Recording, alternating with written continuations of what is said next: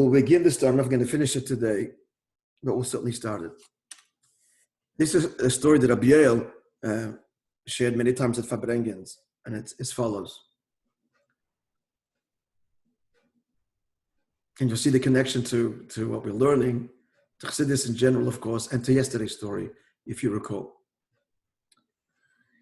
Rabbi relates, in the early years of the Rebbe's Nesius, so he used to give a shiur in Chassidus in one of the Litvische yeshivas in New York.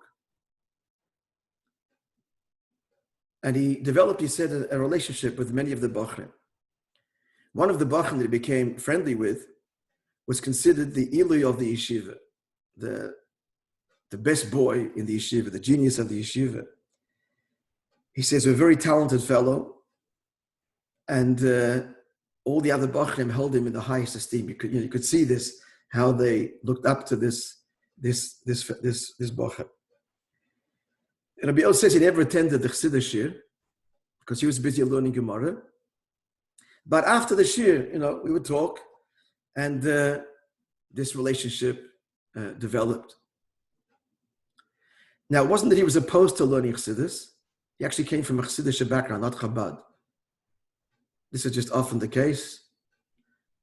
Won't go into why this is, but a lot of in other Chassidim, I think it's changing there a little bit as they're developing their own yeshivas, but many other Chassidim dynasties sent their children to literacy yeshivas, Misakdish yeshivas. Anyway, case in point here. Mind you, in New York then, there weren't so many Chassidic yeshivas altogether. And this talking in the 50s. In fact, there were, Satma had, Lubavitch, I'm not forget, had in those days, they probably weren't too many altogether. At any rate, so that's where he's learning. And he wasn't against Chassidus. He says, but he's steiging away and learning Gemara, so he didn't attend the Chassidic shiur. Once Rabbi says, after one of the shiurim, this Bach approaches me and says, if I could arrange a yechidus with the Rebbe. He says, I have a personal problem, and I want to discuss this with the Rebbe in yechidus. Rabbi says, so I approached Rabbi Chadakov, and I asked if he could find an opening for the Bacher. Now, the list for yechidus, in those days, yechidus was twice a week, or 3 times a week, could go even 3 times a week. The list was full for the next several months. So Rabbi Chadakov said this, no, I have to wait a few months. But I pressured Rabbi Chadakov, and he agreed, because on the condition he agreed, there wouldn't be more than 3 or 4 minutes. For 3 or 4 minutes, you allow him in. So I related this to the Bacher, and the Bacher said, I think the Rebbe could answer me in less than that. I won't take up longer time. So the night comes.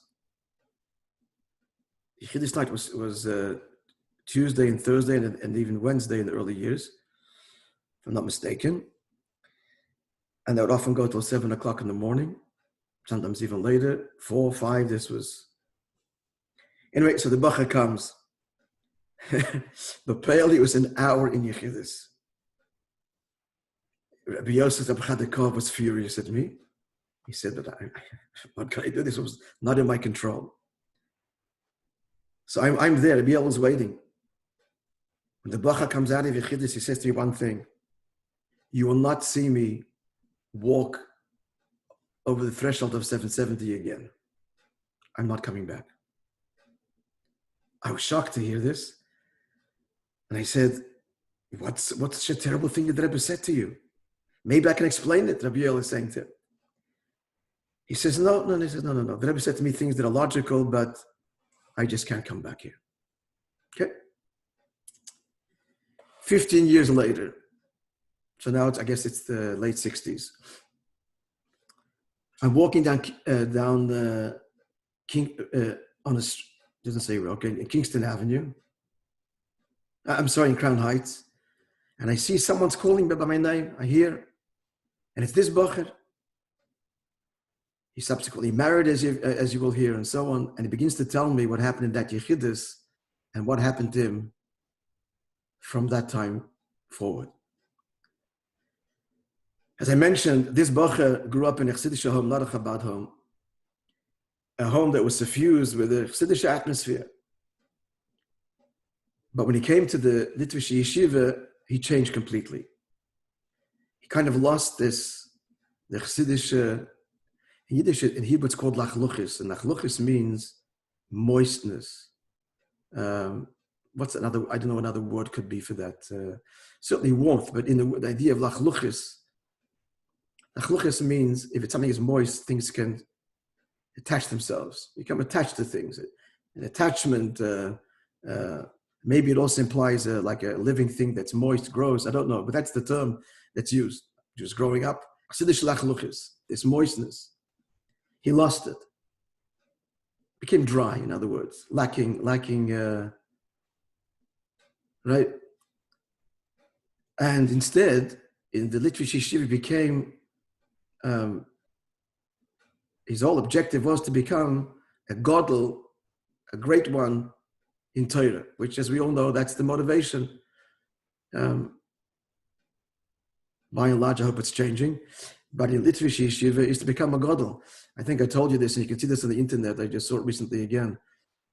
Some Rosh Yeshiva speaking, I don't know who he is or what yeshiva it is, but speaking to a few hundred Bachrim, and he's telling them they had a 2-week break in the summer, and there was the possibility of them becoming counselors in some outreach Kiruv camp. And he was urging them not to do that. And he said, quoting some other great Godel, that every one of you, these are the words he used, he said, every one of you is a Sophic Godel. You could be the next great leader in the Jewish people. And these 2 weeks could make the whole difference. Don't ask me to explain the logic of it. I'm just telling you that's what he said. And that's what happened to this Bacher. Caught up in this whole, world. So when he was in Yechidus, he said as follows. He tells Rabbi Yoel.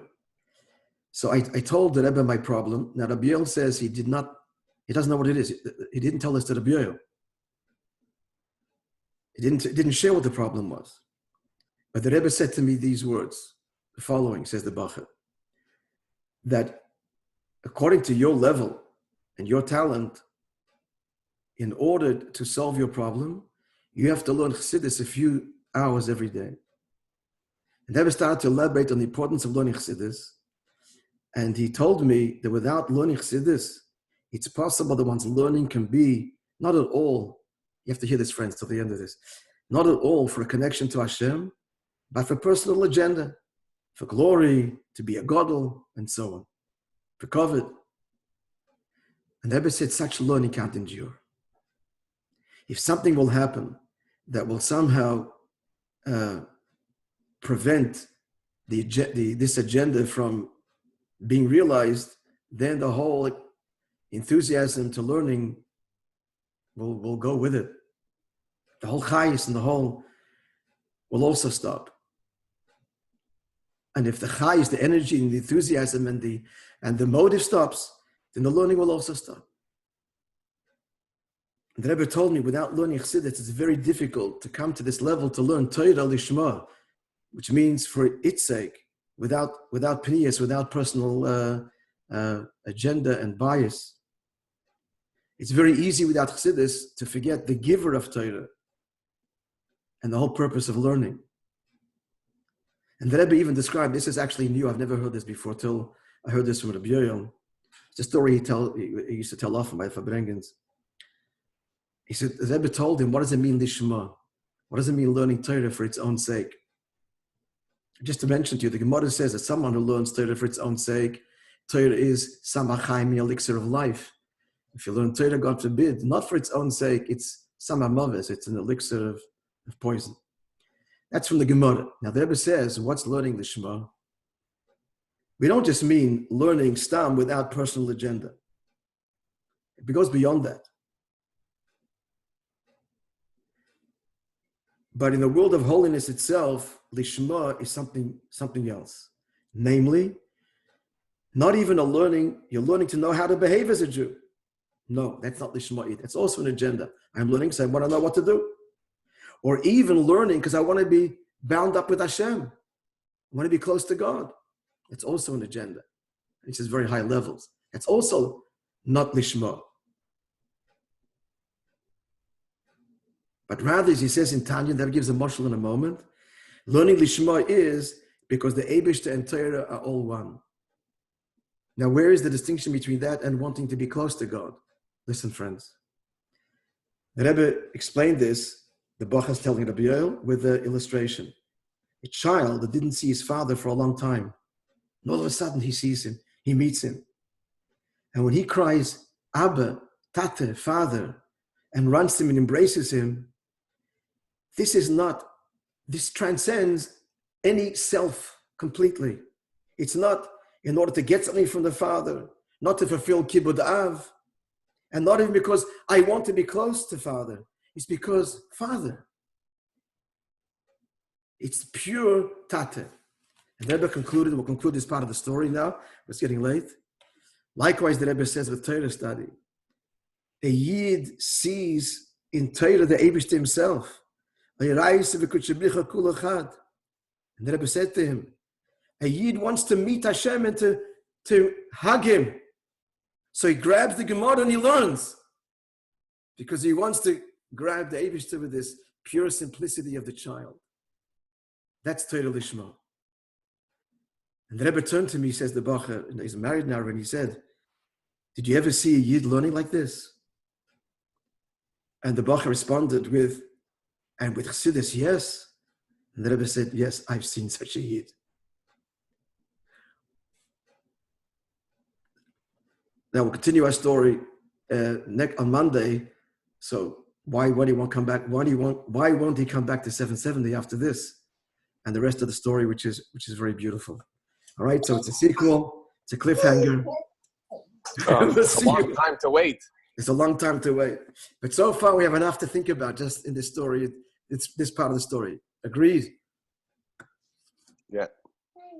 Okay. Shkaya. Have a great Shabbos. A great Shabbos. Good Shabbos. Good Shabbos, everybody. Good Shabbos.